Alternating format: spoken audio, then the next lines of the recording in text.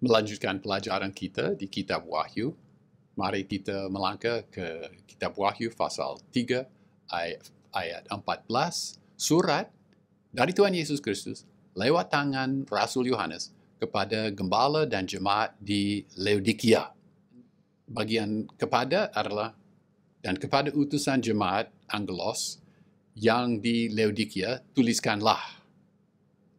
Lalu bagian dari sesuatu mengenai Kristus, sesuatu yang diambil dari pasal 1 mengenai Tuhan Yesus Kristus.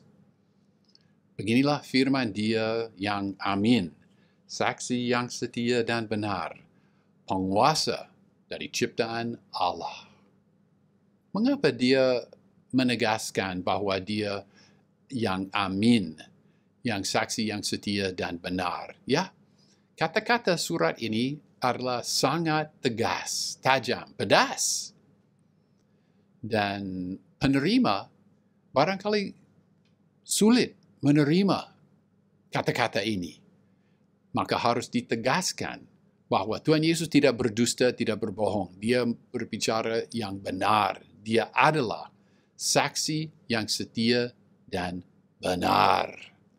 Terimalah jemaat Laodikia, terimalah kata-kata ini dari Dia yang adalah saksi yang setia dan benar. Juga Dia berkata bahwa Dia adalah penguasa dari ciptaan Allah. Kata penguasa aslinya arche.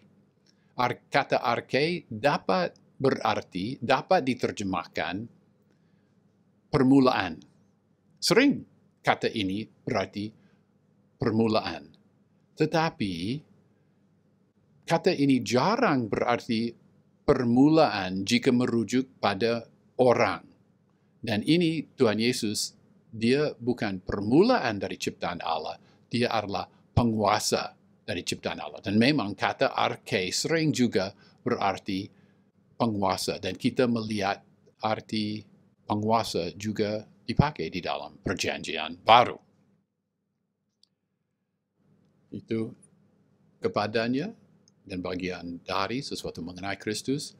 Lalu menurut pola yang sudah kita amati di dalam 7 surat ini, kita berharap bahwa bagian unsur yang berikut adalah jemaat dipuji. Tetapi di dalam surat ini, jemaat tidak dipuji. Sama sekali tidak dipuji. Tidak ada. Tidak ada pujian untuk jemaat ini. Langsung jemaat dicela, dikritik. Dengan kata ayat 15, aku tahu perbuatan-perbuatanmu, bahwa engkau tidak dingin dan tidak panas. Alangkah baiknya engkau dingin atau panas. Nah, kata dingin dan kata panas sering memakai arti harfiah, tetapi di sini tidak ada arti harfiah. Sini ada kiasan.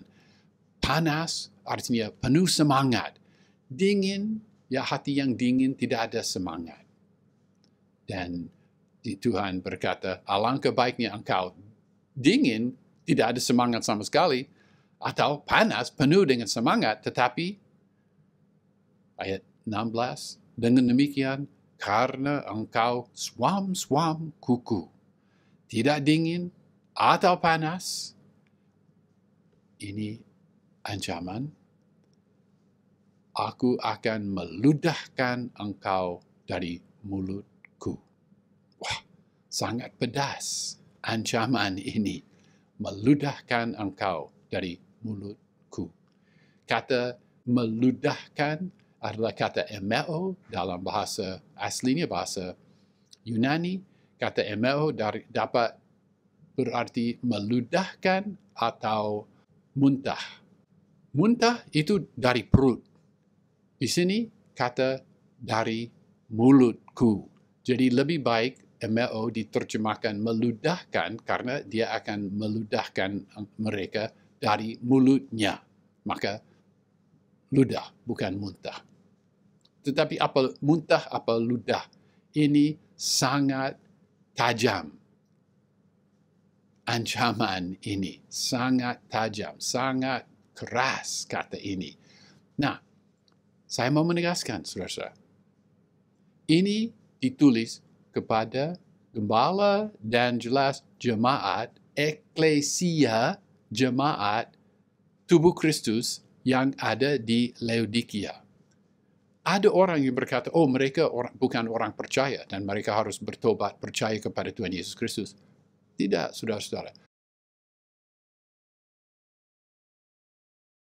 Tuhan Yesus tidak menulis 6 surat kepada 6 jemaat di Provinsi Asia dan 1 surat kepada suatu golongan orang yang menganggap diri mereka Kristen tapi sebenarnya tidak demikian. Tidak, saudara-saudara.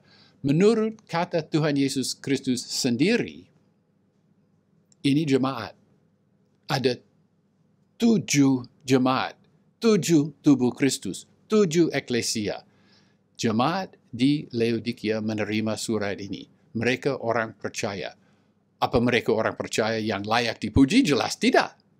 Mereka orang percaya yang harus ditegur, dikritik, dicela. Ya, tetapi mereka orang percaya. Yang kecuali mereka bertobat, Tuhan Yesus secara kiasan berkata, aku akan meludahkan engkau dari mulutku.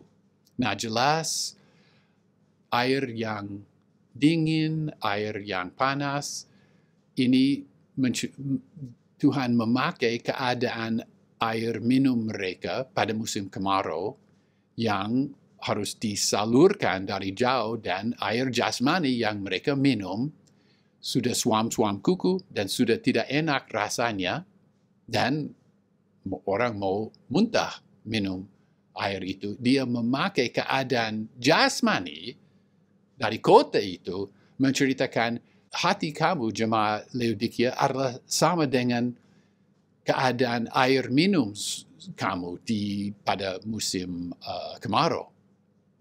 Dia memakai yang jasmani secara kiasan menceritakan keadaan rohani mereka. Dia melanjutkan ayat 17. Ini kritikan, celaan lagi. Ayat 17. Karena engkau berkata, aku kaya dan aku telah menjadi kaya. Dan aku tidak mempunyai kekurangan apa-apa. Dan karena engkau tidak tahu bahwa engkau melarat dan malang dan miskin dan buta dan telanjang. Wow. Sangat tegas, sangat kuat, sangat tegas. Kritikan, celaan, kata-kata ini dipakai Tuhan kepada gembala dan jemaat gereja, jemaat tubuh Kristus di Laodikia. Saudara mungkin amati, aku kaya dan aku telah menjadi kaya, agak terbalik, rasanya terbalik dua anak kalimat itu. Aku menjadi kaya, itu duluan, baru aku kaya. Kita melihat cukup seringkali di dalam kitab Wahyu bahwa ada anak kalimat diputarbalikkan urutannya. Dan ini satu contoh dari itu. Ya, tetapi jelas. Mereka menganggap diri mereka kaya, tapi Tuhan berkata, itu jasmani, itu tidak menarik bagi saya. Keadaan rohanimu adalah miskin. Terbalik dari keadaan rohani mereka di Smyrna, di mana secara jasmani di Smyrna mereka miskin, tetapi secara rohani di Smyrna mereka kaya. Ini terbalik, menyedihkan bagi mereka di Laodikia. Engkau tidak tahu bahwa engkau melarat dan malang dan miskin. Tuhan memahami bahwa mereka mempunyai banyak emas. Mereka secara jasmani, mereka kaya di Laodikia. Tetapi itu tidak penting bagi dia. Yang harus dia tegaskan adalah keadaan rohani mereka yang miskin. Mereka juga buta. Tuhan berkata, buta kamu. Secara jasmani, mereka mempunyai obat frigia, bubuk frigia, dan sekolah kedokteran mata. Tetapi Tuhan berkata, kamu buta secara rohani. Dan mereka Tuhan tahu mengenai pakaian hitam yang mereka punya. Tuhan berkata, itu tidak berarti. Kamu telanjang. Wah. Lalu ayat 18. Aku menasehatkan engkau. Kata menasehatkan ini menarik. Sumbuluo memang berarti menasehatkan, memberi nasihat. Bukan menuntut, bukan mewajibkan, dia memberi nasihat. Hampir seolah-olah Tuhan berkata, ini nasihat saya, kamu terima, kamu tolak, itu hakmu, tapi ini nasihatku. Ya, tapi lemah lembut ini. Tadi tidak lemah lembut, ini agak lemah lembut. Supaya membeli, ayat 18, aku menasihatkan kamu, supaya membeli daripadaku emas, ya kamu punya emas, tapi beli daripadaku emas yang telah dimurnikan dalam api. Secara harfiah, emas ini telah diapikan di dalam api. Itu harfiahnya. Jelas, kamu punya emas, tetapi emas yang kutawarkan adalah emas murni. Supaya engkau menjadi kaya. Ya, kamu kaya secara jasmani, tapi kamu miskin secara rohani. Kamu boleh menjadi kaya dengan membeli daripadaku emas yang telah dimurnikan dalam api. Pakaian putih, aku menasihati kamu supaya membeli daripadaku pakaian putih. Ya, dia tahu mengenai pakaian hitam mereka, tapi dia menawarkan pakaian putih. Supaya engkau berpakaian dan tidak kelihatan ketelanjanganmu yang memalukan. Wah. Dan minyak, supaya engkau melumasi matamu, supaya engkau melihat. Ya, dia tahu mengenai bubuk Frigia itu. Tetapi dia berkata, secara rohani, kamu buta. Nah, saudara-saudara, ini bukan kata yang Tuhan katakan kepada orang yang belum percaya kepada dia. Jika orang belum percaya, kita menceritakan mengenai pemberian. Pemberian, bukan sesuatu yang dapat dibeli, tetapi pemberian yang cuma-cuma, yang kita tidak bayar. Di sini bayar, karena ini bukan penginjilan. Ini mereka harus kerja keras, bertobat dari kesombongan mereka. Jadi ini bukan penginjilan di sini, saudara-saudara. Ini pemuridan. Jadilah murid. Bayarlah harga yang harus dibayar menjadi murid Tuhan Yesus Kristus. Ayat 19, barang siapa ku kasihi, ku tegur, dan ku hajar. Sebab itu bersemangatlah dan bertobat. Kata yang diterjemahkan ku hajar paiduo dari kata pais. Pais adalah kata anak. Paiduo boleh kadang paiduo berarti mendidik. Tetapi kadang paiduo juga berarti hajar dengan pukulan. Dia mengasihi mereka, tetapi karena dia mengasihi mereka, dia siap menghajar mereka. Ini ancaman. Kata-kata ini dia tidak pakai kepada orang yang belum percaya kepadanya. Ini kata-kata yang dia pakai kepada orang percaya, anak-anak Allah yang tidak setia, tidak menyerahkan diri mereka kepada Tuhan Allah. Ayat 20.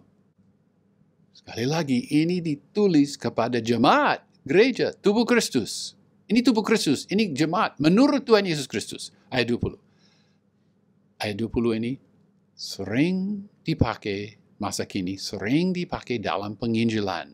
Apakah ini boleh dipakai dalam penginjilan? Saudara-saudara, kita harus menafsirkan sesuai konteks. Konteks ayat 20 ini adalah konteks surat yang ditulis kepada tubuh Kristus yang ada di Laodikia. Orang percaya, kata ini, ayat 20 ini ditulis kepada orang percaya yang sudah seolah-olah mengusir Tuhan Yesus Kristus. Dia berkata, lihatlah, aku berdiri di pintu dan mengetok. Jika seseorang mendengar suaraku dan membukakan pintu, aku akan masuk mendekat padanya dan aku makan bersama-sama dengan dia, dan ia bersama-sama dengan aku. Ini suatu janji, ya, makan bersama dengan Tuhan Yesus Kristus dengan syarat. Apa syaratnya? Harus membukakan pintu. Mereka sudah seolah-olah mengusir dia dari rumah mereka, dan dia berdiri di luar, mengetok di pintu. Dia tidak menuntut, dia tidak memaksa seperti orang Roma datang, jenderal Roma datang memaksa pintu dibuka. Dia tidak memaksa, dia mengetok di pintu. Dia mengajak, dia menawarkan persekutuan yang akrab kepada orang percaya ini. Tetapi mereka harus membukakan pintu, mereka harus bertobat, mereka harus beli dari dia emas yang telah dimurnikan dalam api. Ini, ayat 20 ini, jangan dipakai dalam penginjilan. Injililah orang, tetapi jangan memakai ayat ini. Kita harus menafsirkan firman Tuhan sesuai dengan konteks. Dan konteks surat ini adalah suatu surat ditulis kepada jemaat di Laodikia. Ini bukan penginjilan, ini pemuridan. Jadilah murid Tuhan Yesus Kristus. Jadilah pengikut Tuhan Yesus Kristus. Kerja keras melayani dia, mengasihi dia. Jangan sombong. Tapi rendahkanlah dirimu. Seperti jemaat ini harus merendahkan hati mereka. Dan ada juga suatu janji yang sangat luar biasa ini. Latar belakang sedikit. Di dalam perjanjian lama, tidak sekali pun kita membaca bahwa orang boleh duduk di takhta Allah. Itu tidak dapat dibayangkan. Bahkan menurut Richard Bauckham, di seluruh sastra Yahudi di luar Alkitab, hanya sekali, dan itu terjadi di agak pinggiran surga, malaikat duduk di atas takhta mereka. Nah, itu bukan Alkitab, dan kita tidak menerima itu sebagai firman Tuhan, karena yaitu karangan Yahudi yang bukan Alkitab. Sekali aja. Jadi, manusia tidak duduk di takhta Allah. Tetapi di dalam perjanjian baru, ada janji. Misalnya, ke-12 rasul, dikatakan kepada ke-12 rasul bahwa mereka akan duduk di atas ke-12 takhta dan menghakimi ke-12 suku Israel. Dan di sini, kita boleh duduk di atas takhta. Yang menang, yang menerima ini sebagai firman Tuhan, yang menuruti ini, yang dalam kasus orang Laodikia yang merendahkan hati mereka, yang menang, yang menuruti firman ini, aku akan memberi kepadanya duduk besertaku di atas takhtaku, sebagaimana aku pun telah menang dan duduk beserta Bapakku di atas takhtanya. Ini janji ini luar biasa, saudara-saudara. Janji ini luar biasa. Duduk bersama-sama dengan Raja segala raja di atas takhtanya. Apakah dia berhak menawarkan janji seperti itu? Ingatlah, dia adalah penguasa penciptaan Allah. Dan ingatlah bahwa dia sudah menang dan duduk beserta Bapakku, dia berkata, di atas takhtanya. Dengan demikian, dia berhak menawarkan janji ini kepada saudara dan kepada saya. Duduk bersama-sama dengan dia di atas takhtanya. Ingatlah, ada syarat. Jika hati saudara adalah hati seperti mereka di Laodikia, kekayaan sudah memegang hati saudara, dan saudara menjadi sombong, memikirkan uang, tidak memikirkan menyembah Tuhan, tetapi memikirkan uang dan menganggap diri saudara lebih penting daripada orang lain karena saudara kaya. Ini surat saudara. Syarat untuk duduk bersama-sama dengan dia di atas takhtanya adalah merendahkan hati. Beli dari dia emas yang telah dimurnikan dalam api. Bertobat dari kesombongan itu. menang. Dan jika menang, duduk bersama-sama dengan dia di atas takhtanya. Nanti, di dalam kitab Wahyu, kita dapat melihat janji ini digenapi. Ini bukan kata-kata kosong. Janji ini duduk bersama-sama dengan Tuhan Yesus Kristus akan digenapi bagi orang yang percaya dan menuruti firman ini. Ayat terakhir, yang mempunyai telinga kiranya mendengarkan apa yang dikatakan Roh kepada jemaat-jemaat. Apakah saudara mempunyai telinga? Jika ini adalah surat saudara, hati saudara terbuka untuk menerima ini, kiranya mendengarkan apa yang Roh berbicara kepada saudara melalui firman ini. Terimalah ini, bertobat. Ini salah satu dari 7 surat kepada 7 macam jemaat.